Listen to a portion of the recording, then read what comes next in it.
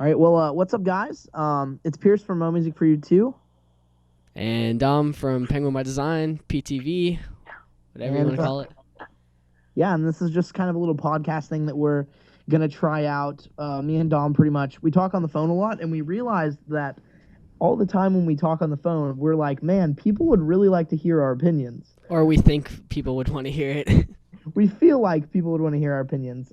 So here we are. I don't know, and this is something new for us. So if you like it, tell us in the comments, and maybe we'll do more and stuff. But yeah. Yeah, so I think the first thing that I wanted to talk about was the fact that Fall Out Boy's getting back together, because I'm pretty sure like the 8-year-old, 9-year-old version of me was like peed my pants when I was like figuring all this information out. I don't know. How did you feel about that? I mean, like, Fall Out Boy's one of the first bands I've ever started listening to. I'm sure you're the same, you know? Like, I was in, I was visiting family in Mexico, and I bought their their live album at a random, like, music store. That was the first album I ever bought. Yeah, I think I remember the very first time I ever listened to them was like when I was at my best friend Ethan's house, and we were like in his attic, and he showed me a bunch of stuff like Green Day and Blink-182 and stuff that was all really big. And then he showed me like the Fall Out Boy album, from Under a Cork Tree, and like of course I knew it because of the radio and stuff, but I never actually listened to it like all the way through. And after that, I think I was like so hooked that it was ridiculous. Like I went out and bought like a Fall Out Boy T-shirt. I bought Take This to Your Grave, like the album that came out before that, and then I bought From Under a Cork Tree, and I was like the biggest fan. And every time I heard it on the radio, I like made my dad turn up the radio so loud. I don't know. I was like such a fanboy. It's so good. Like, I remember, like, my friend's band. Well, I was kind of in that band. It's irrelevant, but that was Sugar We're Going On was like the first song they covered. It's like the first song I learned on guitar. It's just like so much history, and like now they're going on tour. That tour like sold out instantly though. I I'm know. really mad. I kind of thought about buying tickets, but then it would just sold out so fast. I'm like, there's You probably had no time to think. I know. I don't know. It was just like I have so many shows coming up already, and I don't know. I felt like if I wanted to go to Fall Out Boy, they'll definitely be on another tour eventually, and I'm sure it'll be a really good lineup. And I wasn't sure what the lineup was going to be. I still don't think they've even announced it, have they? No. I think it's just them right now. They haven't announced it yet. I'm feeling Panic at the Disco because I know. Oh yeah, I've heard those rumors too. Yeah, they tweeted each other. Brendan and Pete were tweeting each other talking about it, and then Panic at the Disco is supposed to have a new album coming out in the next few months. Anyways, I saw on Property of Zach that they finished recording like today or yesterday or something, so I definitely see that in the mix. If not this tour, another one pretty soon. Yeah, I could see that happening, man. Like, stinking Panic at the Disco is another band that was like my jam back in the day. At least their first album, not so much the second. I don't know. I love their first album. It's so good. Nine in the Afternoon was really good though, but the entire first album is like one of those albums that you can be any age, you can be any person, and turn it on and like know every word. Like I know like all my cousins, my parents, like everyone knows that album so well. And I actually have a really funny memory, and like I think I was probably in like the 5th grade, 6th grade, whenever that was really popular, which it doesn't feel like it, but that was like back in 2005. So I'm thinking I was probably like 6th, 7th grade. And I remember in the song that was really popular on the radio. What's that one called again? I Write Sins Not Tragedies. That one. Yeah. And he said the word "damn," and I was like, I freaked out because I was like, a kid, and I was just like so shocked that was even on the radio, and I liked it so much. Yeah, I remember they had the. Yeah, that was a good song. I remember like my sister not even liking that kind of music. We would just jam to that whenever it would come on the radio. So good. And still, like, it's so relevant. Even like 7, 8 years later, you can still listen to that album and be so satisfied when you're done listening to it. Yeah, I know, it's really good. I love that stuff. My top 10, I think.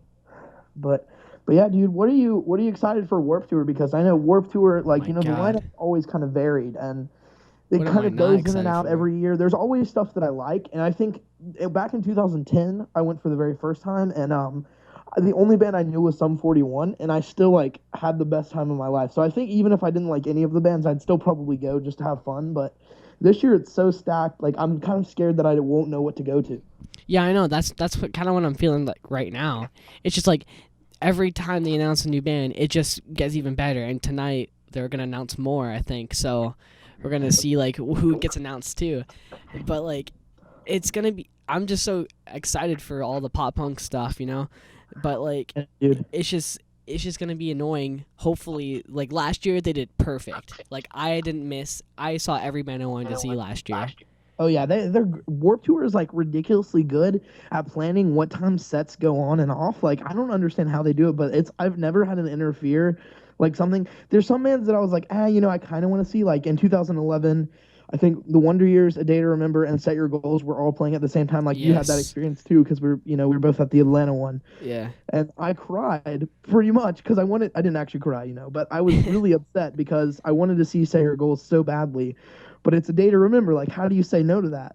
And you picked the Wonder Very Years, easily. right? You say no to that very easily, and you go sing the Wonder Years, and you have a great time. Okay, so here's my story about that, though. So, like, okay, here I am, Warped Tour 2011, and as shameful as this is to admit, I hated the Wonder Years. With every being of my body, I hated them. And I don't know why. I don't know why I you're my swear, friend. one of my best friends, Zach Lloyd, shout out to you, you big sexy man. He pretty much Wonder Years was his favorite band for like 2 years, right? And I heard him listening to it occasionally and stuff. And I don't know, I thought it was really boring. And when I was walking around Warped Tour 2011, I don't remember if it was Soupy or Matt or like one of the other guys. I just remember one of the dudes from the Wonder Years walked up to me, and I was wearing a Blink-182 shirt, and he was like, "Hey, dude, have you ever heard of the Wonder Years?" And I'm like, "Yeah." And he's just like, "Here's our album. Just check it out, listen to it, and go like us on Facebook and stuff." Because that was right when Suburbia came out, and I guess they weren't really that popular. They were getting up there, and he just gave me the album for free, and I went home and listened to it, and it was like turned into my obsession after that.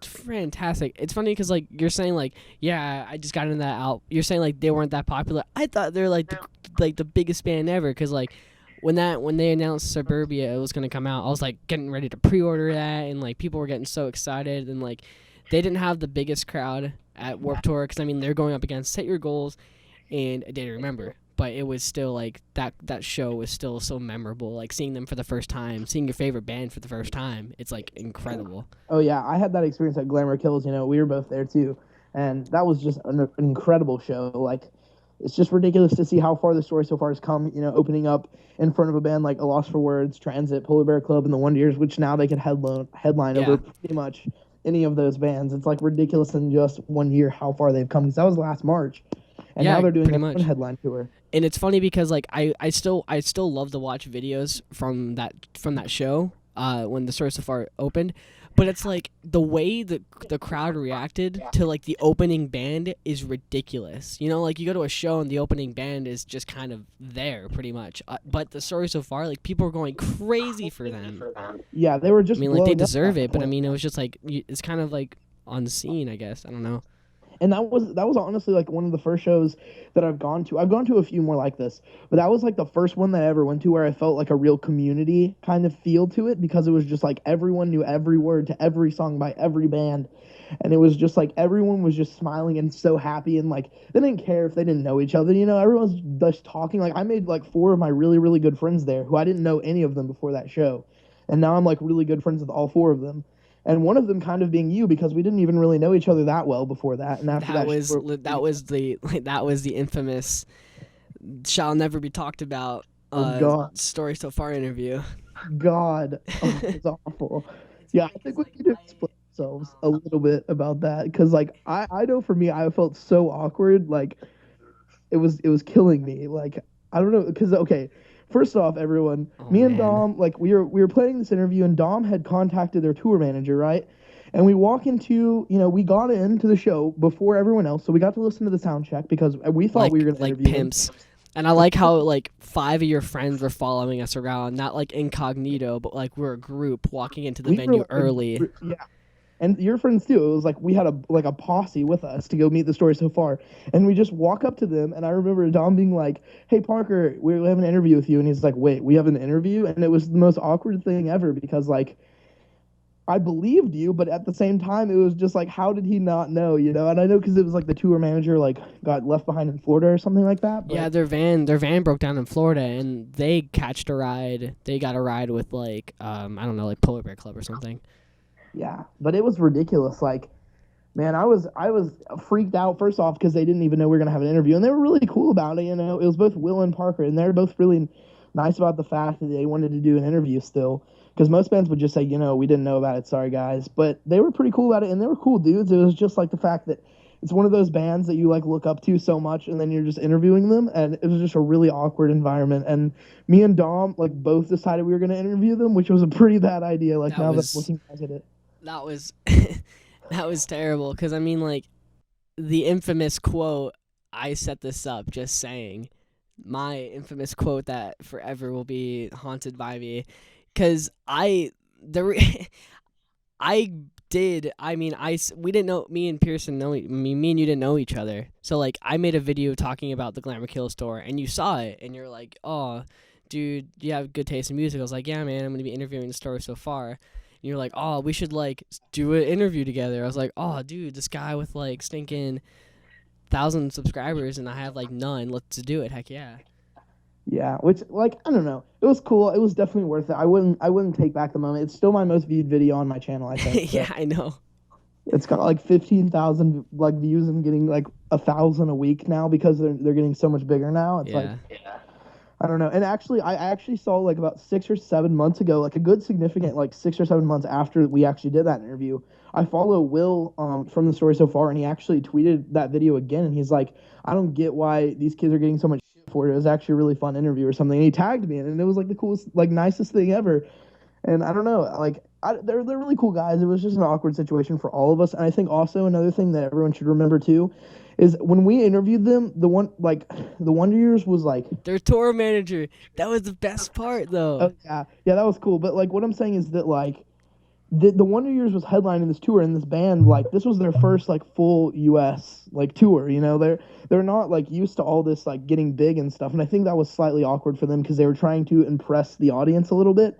Because I don't think they'd been interviewed that much before we interviewed them. So I think it was just awkward for them. At the same time, it was awkward for us, and it was just really awkward in the end. So yeah, I mean, I guess if people want to go check that out and see how big of a douche I look and stuff, you guys can check it out on his channel, on your channel.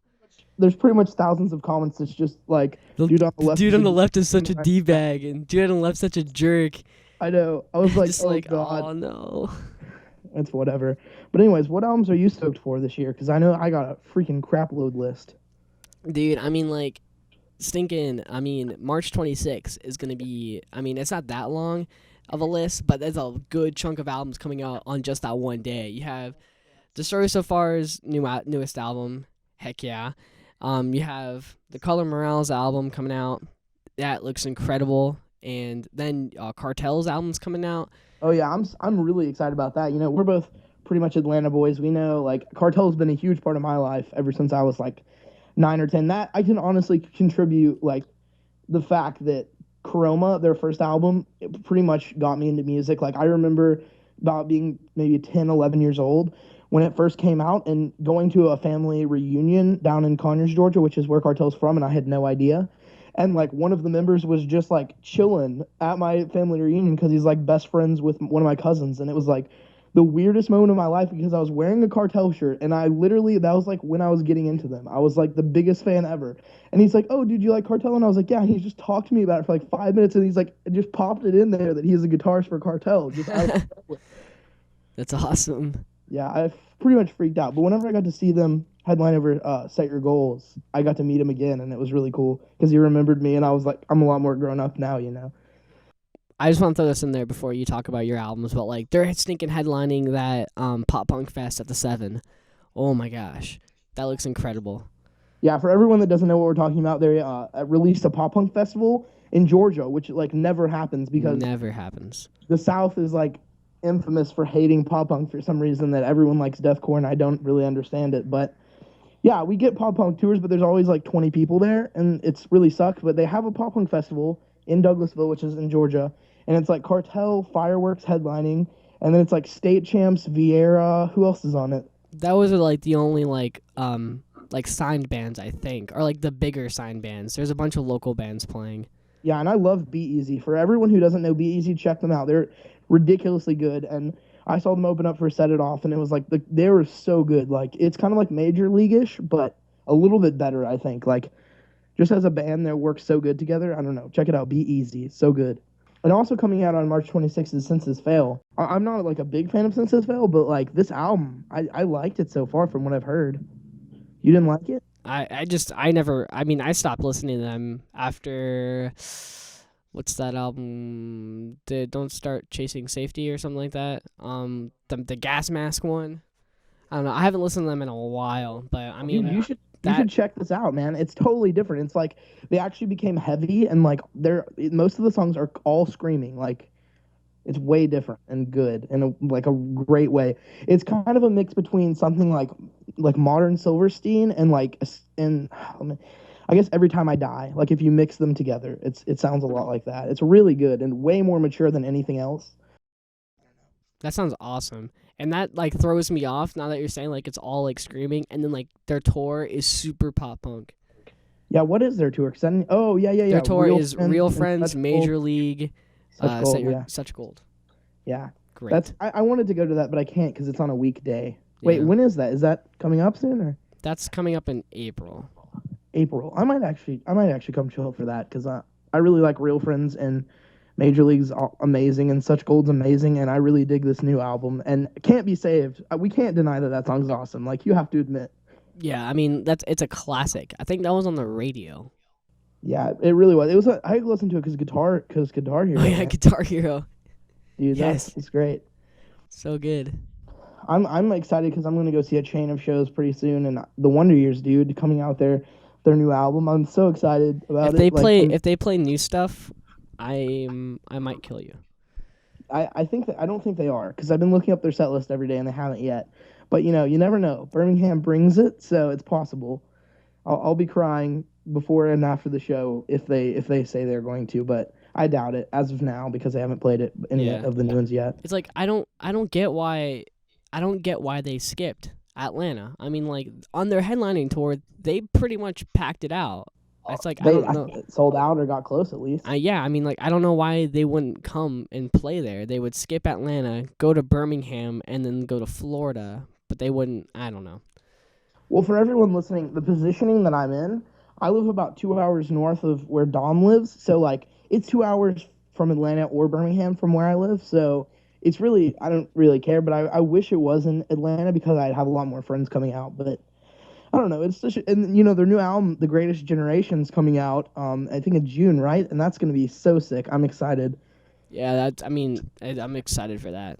I just like the album cover is just kind of, I don't know what to think about it. I mean, it's nothing crazy, but I mean, it's the music that really counts. But we haven't heard anything yet.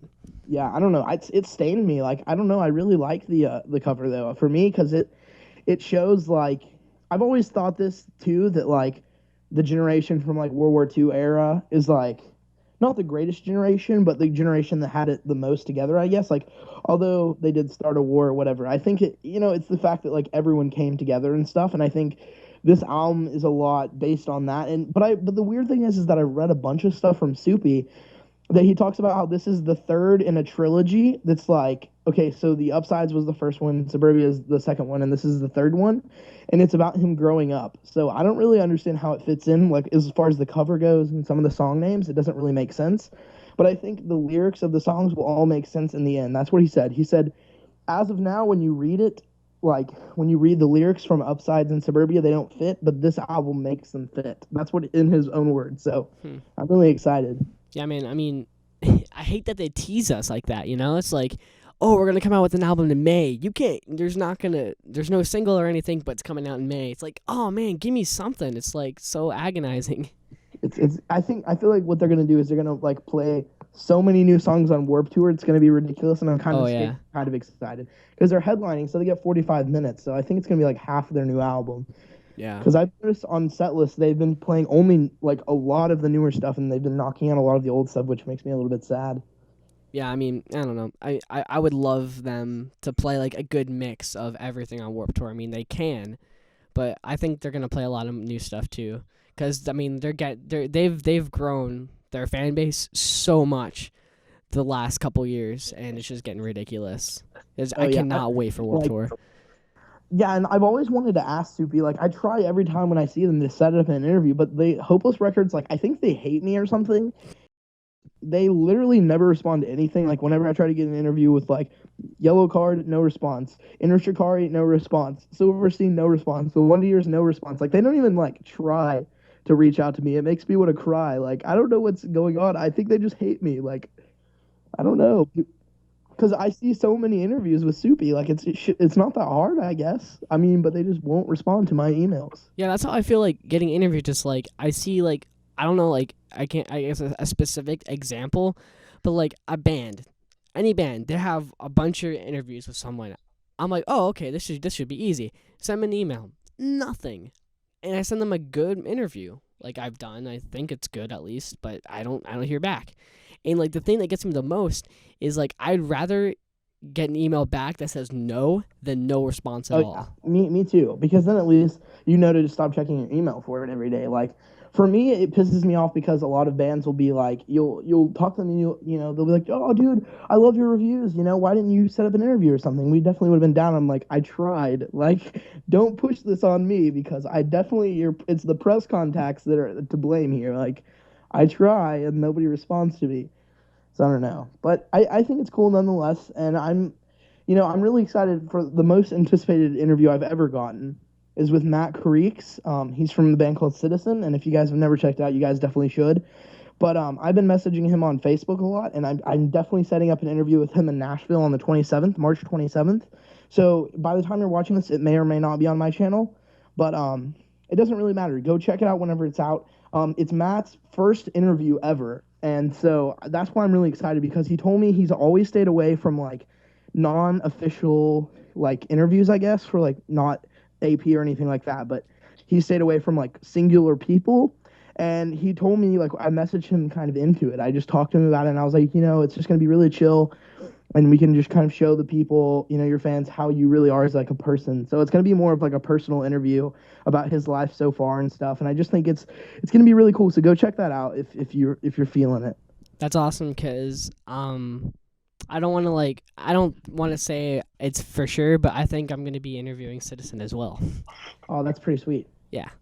So that's pretty awesome. Now that you said that, I'm even more excited.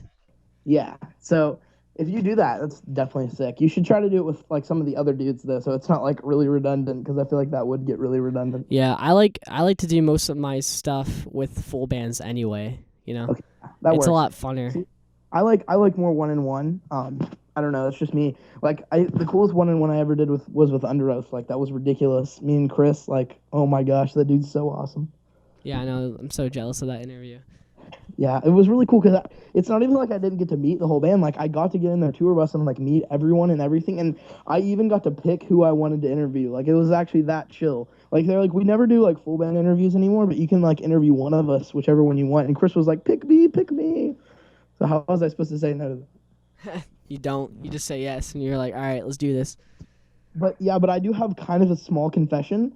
So, like, whenever I first started interviewing him, I wasn't exactly sure what instrument he played in the band. Like, I felt really bad because, like, I wasn't, like, 100% sure. And I was pretty positive that he was the keyboardist, but I didn't know for sure. You see, that's when you, like, the very first question, you're like, all right, tell the people what your name is and what instrument you play. Get that right off. And you're like, all right, cool. Got his name, got his instrument. I am set. But see, the thing is at the same time, like, Chris, if you guys know anything about him, he doesn't look like a rock star at all. And so, like, I don't mean that in a bad way. He would admit that, too. Like, he doesn't. He tries not to be a rock star. And so there's also, like, that small possible chance that he's, like, the merch guy or something. And then that would just get really awkward really fast. So I was just staying away from those kind of questions until at one point he mentioned his keyboard, and it made me feel so much better. Wow. Nice. And now I look back at that video and I realize I was wearing my Mice and Men shirt, which don't get me wrong, I have nothing against Mice and Men, but I just feel kind of stupid now that I was interviewing like one of the post-hardcore like gods in an of Mice and Men shirt. I don't know, it just felt kind of off to me a little bit. That's the one thing I really regret. I can just see like the YouTube comments like hating you for that for like no apparent reason. That's pretty much it. I don't know, but Chris is really cool, and a lot of people said he's pretty much like my father, like looking wise and the way he talks and stuff. So I don't know. That. Maybe there's a connection there. What else should we talk about? You want to talk about Man Overboard? Their new single? Heck yeah, man. What did you think? Oh man, Man Overboard's new single is, I love it. I think, I don't want to say it's my favorite Man Overboard song since there's a lot to pick from, but it's definitely in my top 5. I don't know, I just, like, as soon as I heard it, like, the lyrics are just amazing, and I just felt like there's an incredible connection to it, and I just love that new song. Yeah, I definitely think, like, I don't know, just based on this song and, like, their previous songs, I feel like they should scratch the album title Heart Attack and just call it The Lonely Hearts Club, because I feel like every song they have, like, is so easy to connect to if you're, like, a lonely pop punk person. Yeah, I know. It's like, that's their audience, but it's so good. It really is. It's ridiculous because, like, every song is so sad and so happy at the same time, and I don't understand. It's like, when you listen to their stuff, it's like, I don't know how to, my emotions, they're not working. I don't understand. You know, it makes you so sad but so happy. And, like, my favorite song by them is Driveway, which is, like, one of those songs that, Oh like... my gosh, I love that song. I know it, but it's one of those songs that nobody knows, and it makes me so sad because that song's so great compared to everything else. Like, I don't know. I think Man Overboard, they haven't really made anything bad yet, and I'm hoping this album still, stays true to that. And I really do think it will. I mean, it's one of my most anticipated for the year based on that. And also, the day before they actually released it, I looked up a live video of it. So I actually heard it like a day before everyone else because the people were posting YouTube videos of them playing it live. But I stumbled upon one. And one video, I'm pretty sure you guys can find it. I don't know the name of it. Just search on YouTube, like Acoustic White Lies by Man Overboard. I saw that. You saw it too? Yeah. Yeah, and it's so good, like acoustic right up front in front of everyone, and like the fact that it was the first time they ever did it live. I don't know, something about that video just made me so happy inside. Like, God. Yeah, it's like, I love how they're like, don't put this on YouTube before the song comes out, and then they did it. And I put it on YouTube, yeah. I love it. But I don't know, there's something about the new song that also reminds me of like a Hawthorne Heights type feel. Do you get that vibe a little bit? I'd have to listen to it again now that you said that, because I was not thinking that. But I mean, I don't know. I have to listen to it again. Well, it has to do a lot with like all the really emo vibes that you get from it, and I feel like if Man Overboard wanted to, I'm not saying like get heavy as in like get like Silverstein type heavy, but I'm talking about like Hawthorne Heights. I feel like they could pull it off really well because they're one of those bands that's like so angry, but they just use their anger and put it into sadness, and it's really depressing. I love the way you describe that. It's so true, though, now that you're thinking about it, isn't it? Like, they just take all their sad feelings, and instead of just turning them into anger like Hawthorne Heights, they just make them even more sad. They make them more sad and more relatable, and people love it, and they're amazing. I think we can both agree that Man Overboard is probably the most relatable band, probably of this like genre of music in this time period, probably. Yeah, I could do that. Them and like Story So Far, like the big three, Story So Far, Wonder Years, Man Overboard. I definitely agree with that. And I don't know. So the Story So Far, I think we need to talk about this a little bit because a lot of people have been messaging me about this and getting really angry with me about this. But what are your views on this? I'd like to hear them. All right. Here are my views. I freaking love the new album. I think at first this is the thing, like I've been this is how when you were like, I don't know how I feel about the new song, whatever, like my response to you was like, it's just so bizarre hearing new stuff for them from like they're that one album that you've been listening to, like knowing from heart, but like then hearing that new song, you just don't know how to feel. But now that I've listened to the whole album, I really, really like this new album. I mean, it's great. I think it's at the same level as Under Soil and Dirt. I'm just gonna say it. Okay, well here's how I feel about it. So like, I gotta clear my throat for this a little bit. Go for it. So anyways, I'll be posting a more in-depth review. First off, I'd like to say that. But as far as just like a little summary, the thing that I love the most about the Story So Far, Under Soil and Dirt, and their first EP, While You Were Sleeping, I loved that they were so angsty. I loved the fact that they were so teenage bottle rocket, that they were so unique and so refined and so raw, and I feel like they just recorded it in their basement, and they just kind of pieced it together, and somehow, under all that, it was perfect. And although they went from something that they recorded it with no record label, they signed to Pure Noise after they had already recorded it, all these things that, like, they recorded it for them. They didn't record it for anyone else. And I think that speaks a lot. And they made that record really personal. And I think because of that, it made it really personal to me. And so when I listen to that album, it reminds me of a lot of hard times that I've been through and things like that. So that's how it connects really, really, closely to my life. And the fact the new album, it's really good. It's not that it's bad. It's the fact that it's like I'm not blaming them. I'm just saying it's not as raw. It's not as when they're recording this album, they had 50, 60,000 fans that they had to appease. They had all these people who were looking up to them as when they put out their first album, no one cared. They were just another band. And now they have all these fans that they have to make happy. And so I feel like they went to the studio and they tried to make those people happy, and they didn't really try to do the magic that they had on Under Soil and Dirt. Now, I might be wrong, and I'm pretty sure if I said that to them, they would disagree.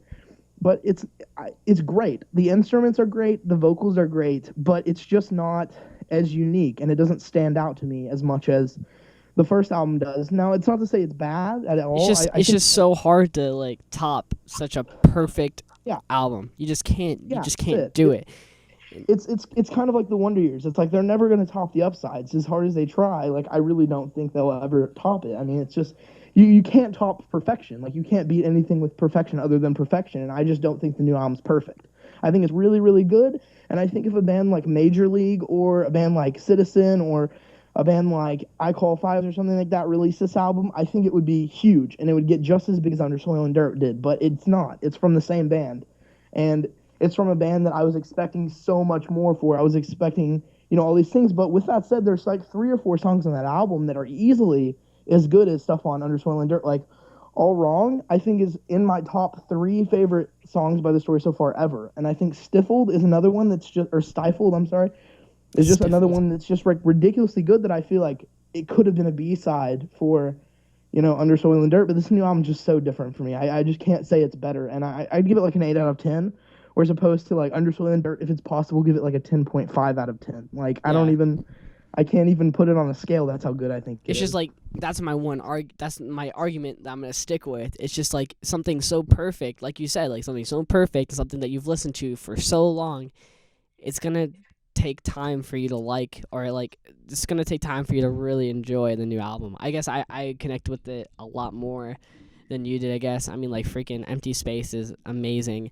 Yeah, no, yeah, I like that. That song's in my top 4 from the album too, but I've been listening to it every day in my car now, and I know every word to it almost now, and like, it doesn't make me like them any less. It's just the fact that, like, I kind of expected it to, so it's not like it surprised me. Like, as soon as Right Here came out, I mean, it was good, but I think if it came from any other band, I would have think it was awesome. But I just expected something more. I expected the entire album to be like Stifled and All Wrong and Empty Spaces, and it just wasn't. It was like half the album, and the other half of the album is just like good compared to most pop punk bands, but just average compared to them.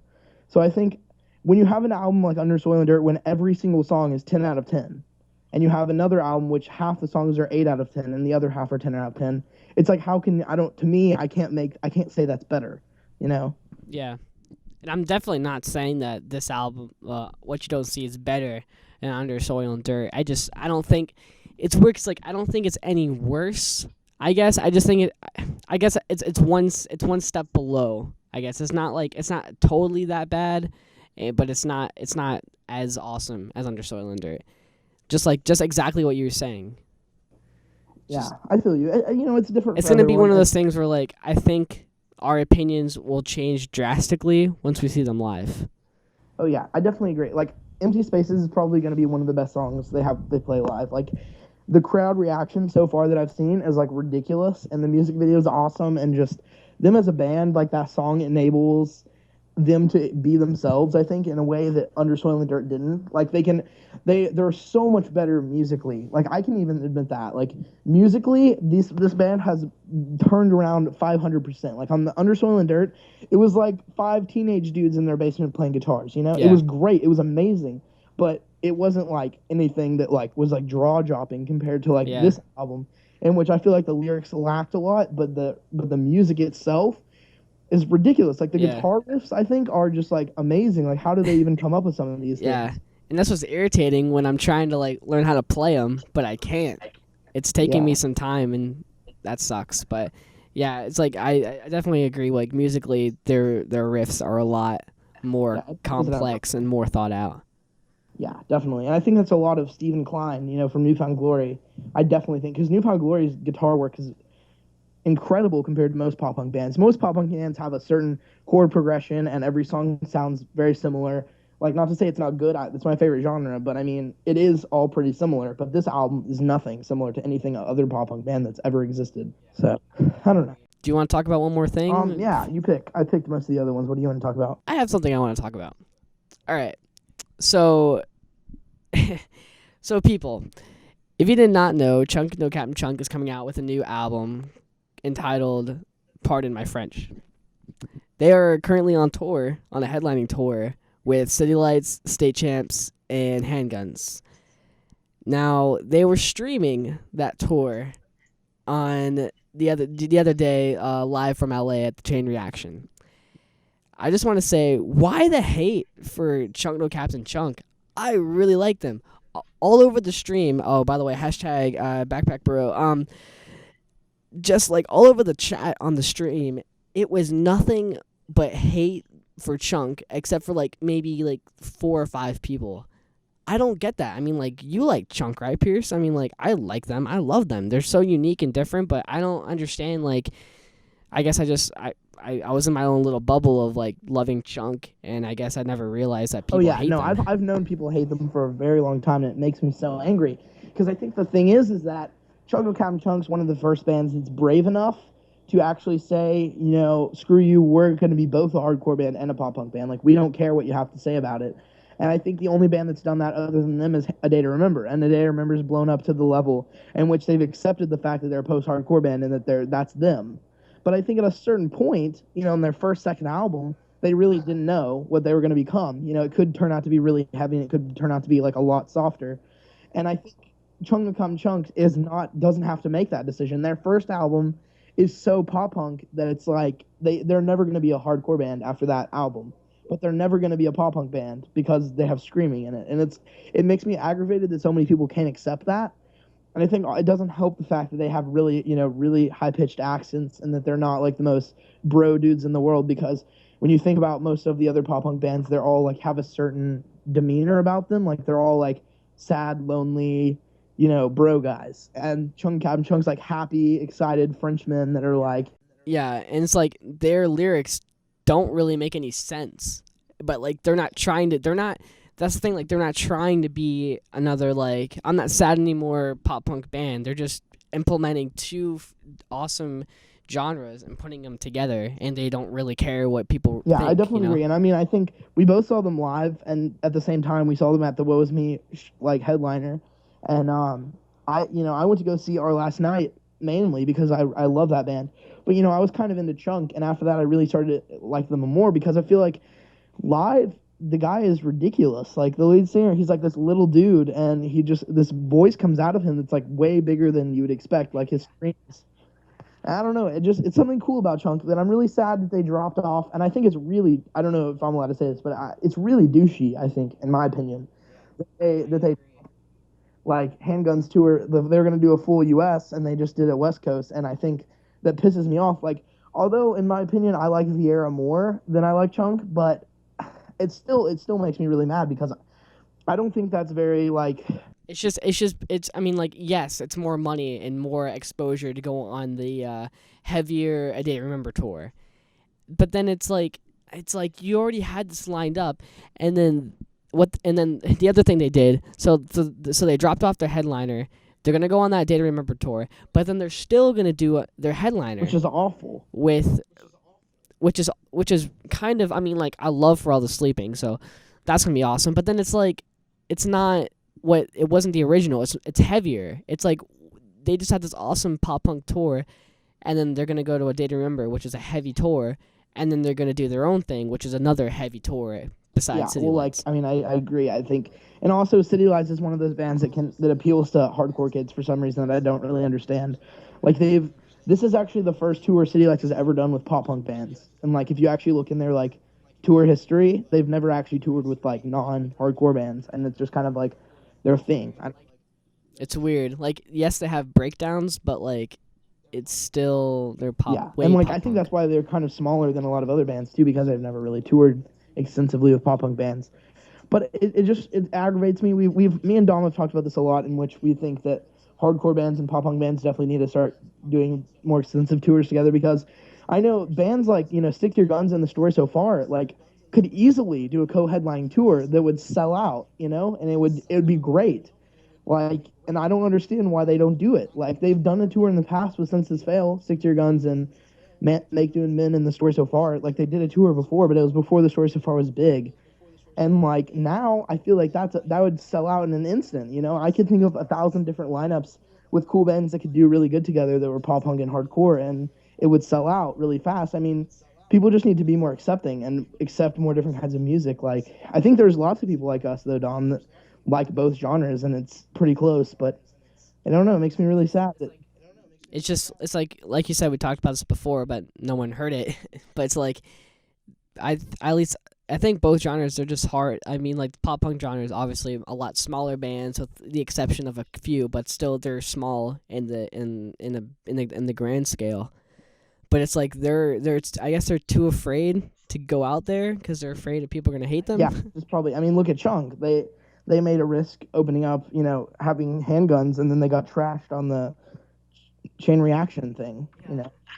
Like, I think it'd be like that for a while. It's just like it's just this awkward, like, do we want to do this? And then they do it, but then it doesn't work out. But it's like, you got to keep trying until eventually people will catch on. But it's like, it's just this weird, awkward thing that's ongoing. Yeah, and I agree. I mean, like I said, I've The Story So Far and Stick to Your Guns are best friends, and I tweet them about 5 times a month probably, saying that they should go on tour together because it would sell out in an instant.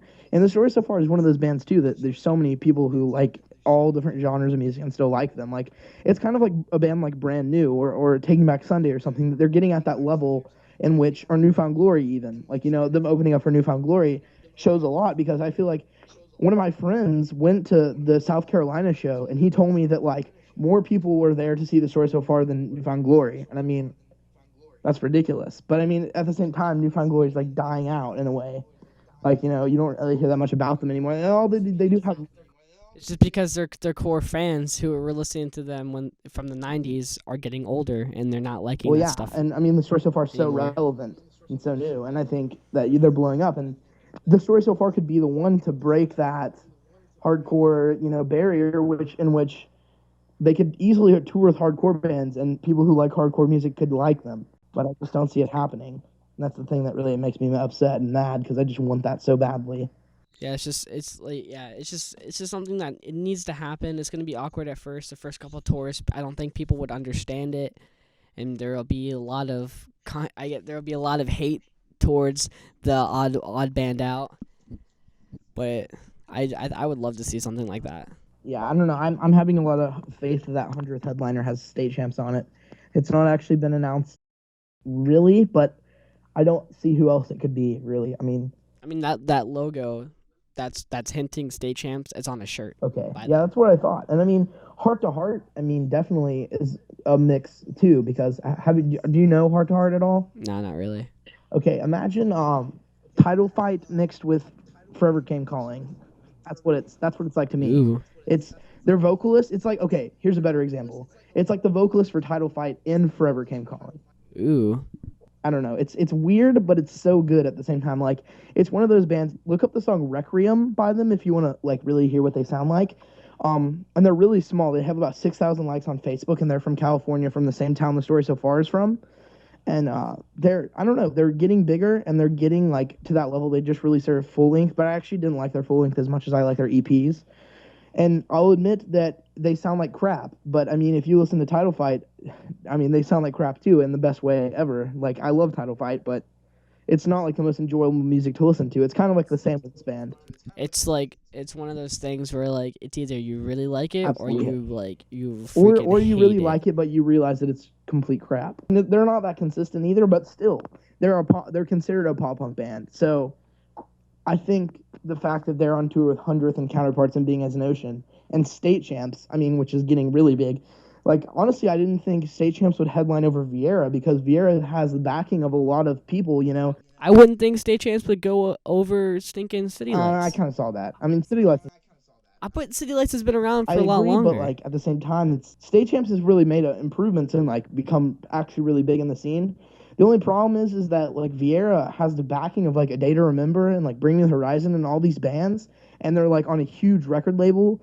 I was just really surprised that they're not like co-headlining with Handguns because I feel like they definitely. I guess it's because they've had like a year off, and they kind of haven't been touring and stuff. But yeah, they haven't released an album in like 3 yeah, years. well, their new one comes out in I don't know if I'm allowed to say this, but I think it comes out in July, on July like 27th or something like that. Yeah, you're just taking No, a no, no, guess, no. right? The guy.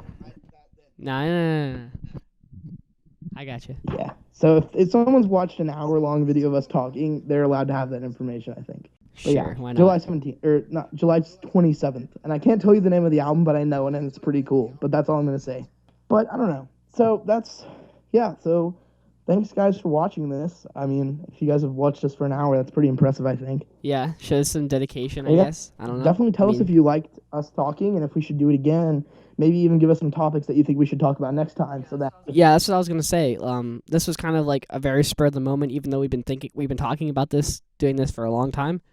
But yeah, I don't know if this is gonna be a weekly thing or what. If I feel like we're probably gonna post it and it's gonna get like 12 views or something ridiculous. But if people are gonna be like, "What? 47 minutes? Screw this." I don't know, but I've actually sat through some pretty long podcasts and really enjoyed them. So you never know. Maybe there's some people who really like it. And if you guys like it, tell us. Subscribe to both of our channels and tweet at us and say like tell us what kind of stuff what we should talk about. And also write in the comments if you actually watch till the end because I would be very impressed. And hashtag backpack bro. Okay. Make sure to definitely hashtag it. Hashtag backpack bro forever. Dude, stinking. Oh my god, like that was the coolest thing ever. State Champs tweeted that. Like that's how. What was it? I want to know. Like, okay, for people that don't even know, but for the people that do know, like you're my best friend. During that stream of the Chunk No Captain Chunk tour at Chain Reaction, there is this during City Lights and State Champs set. There is this said backpack bro who wears a red tank, has a shaved head, and has a backpack on. He would constantly crowd surf and get on stage and like just stand on stage for like 30 seconds and not move or like think about jumping. He would just like chill up there, and it was just like all over the chat. It was just like, get off the stage, backpack. What are you doing? And like we just turned it into this character where like backpack bro like folded in his backpack his PBR, and he just loves State Champs and City Lights, and he does not like handguns because he started like getting his full character right when the handgun set was about to go on, but he did not make an appearance at handguns, so obviously he does not like handguns. Yeah, or maybe he got kicked out or something. Or maybe he got kicked out because he had too much PBR in his backpack. Okay, now I get it a little bit more. But like, did he know the words and stuff, or was he just like chilling? I mean, he was there. I mean, I don't know. I wasn't there, so I couldn't see his mouth moving. But like, he would just crowd surf up and just like stay on the stage or whatever. It just turned into this thing, and then like in the comments we were just like hashtag backpack bro for life, and then like on Twitter I was like, everyone tweet hashtag backpack bro, and tweet it at State Champs, and everyone did it. And like eventually State Champs saw it after their set and was like, did anyone get a pic of it? Yeah, I saw that tweet. But yeah, that's cool. I was just so curious because like 20 people from my newsfeed started saying backpack bro forever and stuff. I just started going through because I want more pop punk followers, and I just started following everyone who said that. But yeah, it's one of those. It was one of those random things that you just kind of had to be there, I guess. Well, that's cool. So on that note, we will let you guys have a great morning, night, afternoon, whatever you're having. So thanks for watching so long, and you guys are awesome. So subscribe. Yeah. Bye. See ya.